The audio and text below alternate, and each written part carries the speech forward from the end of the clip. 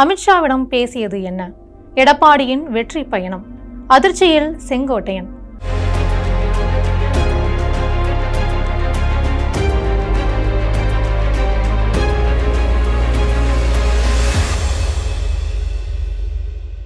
தமிழக அரசியலில் பரபரப்பான ஒரு சூழ்நிலையில அதிமுக பொதுச் செயலாளர் எடப்பாடி பழனிசாமி டெல்லி சென்றிருக்காரு.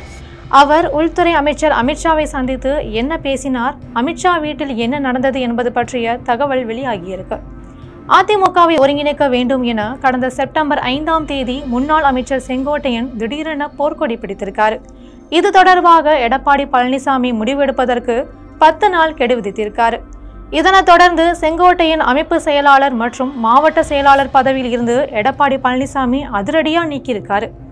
இதற்கு அடுத்த கட்டமாக செங்கோட்டையன் திடீரென டெல்லி சென்றிருக்காங்க. அவர் உள்துறை அமைச்சர் அமித்ஷாவை சந்தித்தும் பேசியிருக்காரு.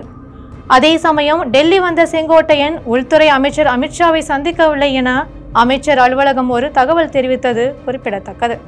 டெல்லி சென்ற செங்கோட்டையன் நிர்மலா சீதாராமனை மட்டும் சந்தித்து பேசிவிட்டு திரும்பியதாகவும், உள்துறை அமைச்சர் அமித்ஷாவை சந்தித்து பேசவில்லை என்றும் ஒரு தரப்பினர் தகவல் தெரிவிச்சுட்டு வராங்க.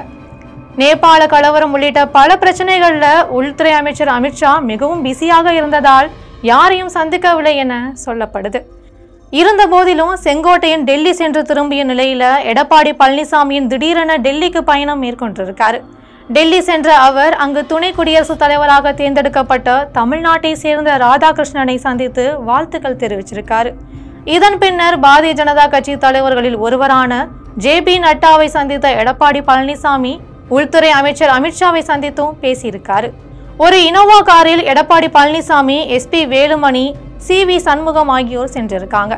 மேலும் 2 கார்களில் முன்னாள் அமைச்சர்கள் திண்டுக்கல் சீனிவாசன், தம்பிதுரை, கே.பி. முனுசாமி, நாடாளுமன்ற உறுப்பினர்கள் இன்பதுரை தனபால் ஆகியோர் சென்றிருக்காங்க. இரவு 8:15 மணி அளவில் அமித்ஷா வீட்டில் அவரை சந்திப்பதற்காக காத்திருந்திருக்காங்க. அரை மணி நேரம் கழித்து அமித்ஷா வந்திருக்காரு. அப்பொழுது எடப்பாடி பழனிசாமியை தனியாக அழைத்து அமித்ஷா பேசியிருக்காங்க. இந்த சந்திப்பு 25 நிமிடங்கள் நடைபெற்றதா சொல்லப்படுது.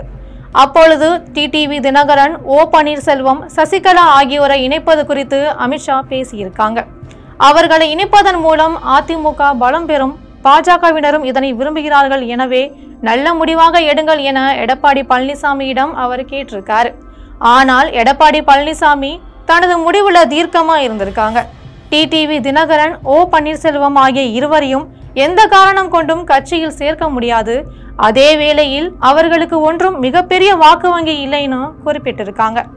அப்பொழுது இடைமறித்த அமித்ஷா, அவர்களுக்கு முக்குளத்தோர் சமுதாய ஆதரவு இருக்கிறது என்று சொல்கிறார்களே, தமிழ்நாட்டில் அது மிகப்பெரிய வாக்கு வங்கி என்றும் சொல்கிறார்கள் என குறிப்பிட்டிருக்காங்க. இதை தொடர்ந்து எடப்பாடி பழனிசாமி பேசும்பொழுது, நான் இது குறித்து மிகப்பெரிய அளவுல திட்டம் வகுத்து வச்சிருக்கேன். வருகிற தேர்தலில் கொங்கு மண்டல வாக்குகளும் முக்குளத்தோர் வாக்குகளும் சிந்தாமல் சிதறாமல் நமக்கு கிடைக்கும் என சொல்லியபடி தனது திட்டத்தை அமித்ஷாவிடம் அவர் விவரிச்சிருக்காரு. நான் ஏற்கனவே மதுரையில் சுற்றுப்பயணம் செய்யும் பொழுது பசும்பொன் முத்துராமலிங்க தேவர் பெயரை விமான நிலையத்துக்கு சூட்ட வேண்டும் என பேசியிருக்கேன். அதேபோல் திண்டுக்கல்லில் பேசும் பொழுதும் பசும்பொன் தேவருக்கு பாரத ரத்னா விருது வழங்க வேண்டும் என பாஜக அரசிடம் வலியுறுத்துவேன் என கூறியிருக்காரு. தமிழ்நாட்டில் 30 முதல் 40% வரை முக்குளத்தோர் ஆதரவு அதிமுகவுக்கு இருக்கு. அதனை அப்படியே தக்க வைத்துக் கொள்ளலாம். எனவே தாங்கள் பசும்பொன் முத்துராமலிங்க தேவருக்கு பாரத ரத்னா விருது அறிவிக்க ஏற்பாடு செய்ய வேண்டும். இது தவிர முக்குளத்தோர் பகுதிக்கு செல்லும் பொழுது நான் அதற்கு தகுந்தபடி அறிவிப்புகளை தெரிவிப்பேன். எனவே டிடிவி தினகரன், ஓ பன்னீர்செல்வம், சசிகலா போன்றவர்கள் தேவையில்லை. முக்குளத்தோர் இனத்தை சேர்ந்தவர்களை ஒருங்கிணைக்க என்னால் முடியும் என்று தெரிவிச்சிருக்காரு. ஒருங்கிணைப்பு விவகாரத்துல கடைசி வரை எடப்பாடி பழனிசாமி பிடிவாதமாவே இருந்திருக்காரு. இதை தொடர்ந்து வேறு வழி இல்லாம அமித்ஷா இறுதிக்கட்ட முடிவாக, சரி உங்கள் திட்டப்படி செயல்படுங்கள், எதுவாக இருந்தாலும் இன்னும் 2 மாதத்தில் நாம் முக்கிய முடிவுகளை எடுத்தாக வேண்டும்னு குறிப்பிட்டிருக்காங்க. அவர் மேலும் பேசும் பொழுது, பாரதிய ஜனதா கட்சியிலும் குழப்பங்கள் நிலவுகிறது. நயினார் நாகேந்திரன், அண்ணாமலை ஆகியோரை ஒருங்கிணைத்து செல்லுங்கள். இது குறித்து அவர்களுக்கு நான் உத்தரவு போட்டிருக்கேன். அண்ணாமலையும் இனி உங்களுக்கு எதிராக பேச மாட்டார், நீங்களும் அவரை அரவணைத்துக் கொள்ளுங்கள்னு பேசியிருக்காங்க அமித்ஷா. சுமார் 9 மணி அளவுல எடப்பாடி பழனிசாமி வேறொரு காரில் திரும்பியிருக்காரு. ஆனால் அமித்ஷா வீட்டிலிருந்து அவர் வெளியே வந்து காரில் ஏறும்போது ஒரு கைக்குட்டையால் தனது முகத்தை மூடியபடியே வந்திருக்காரு. எதற்காக கைக்குட்டையை மூடியபடியே வந்திருக்கார் என்பது யாருக்கும் புரியல. இதனைத் தொடர்ந்து தமிழகம் திரும்பும் எடப்பாடி பழனிசாமி மீண்டும் உற்சாகமாக தனது தேர்தல் பிரச்சாரத்தை தொடங்கியிருக்காங்க. எடப்பாடி பழனிசாமியின் வலிமையான முடிவு அவருக்கு வெற்றிகரமாகவே பார்க்கப்படுது. அமித்ஷா யாருக்கும் கட்டுப்பட்டவர் அல்ல, அவர் நினைத்ததை நடத்தும் குணம் கொண்டவர். ஆனால் அப்படிப்பட்ட அமித்ஷாவிடமே தனது கருத்தை வலியுறுத்தி ஆணித்தரமாக பேசி வெற்றி பெற்றிருக்காரு எடப்பாடி பழனிசாமி என்பது குறிப்பிடத்தக்கது. இதற்கிடையே இது பற்றிய தகவல் நள்ளிரவே டிடிவி தினகரன், ஓ பன்னீர்செல்வம், செங்கோட்டையன் போன்றவருக்கு தெரிய வந்திருக்கு. எடப்பாடி பழனிசாமியை ஒருங்கிணைப்பு குறித்து அமித்ஷா பேசி நல்ல முடிவு எடுப்பார் என்று அவர்கள் எதிர்பார்த்து இருந்தார்கள். ஆனால் அது நடக்கல. இதனால செங்கோட்டையன் தரப்புல அதிர்ச்சி அடைந்திருக்காங்க என்பது முக்கியமான செய்தியா பார்க்கப்படுது.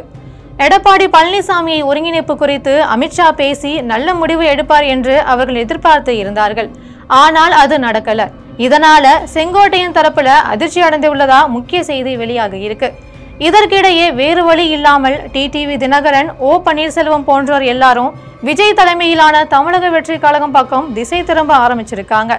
இதன் மூலம் செங்கோட்டையின் தனிமை நிலைமைக்கு ஆளாகி இருக்காங்கன்னு சொல்லப்படுது.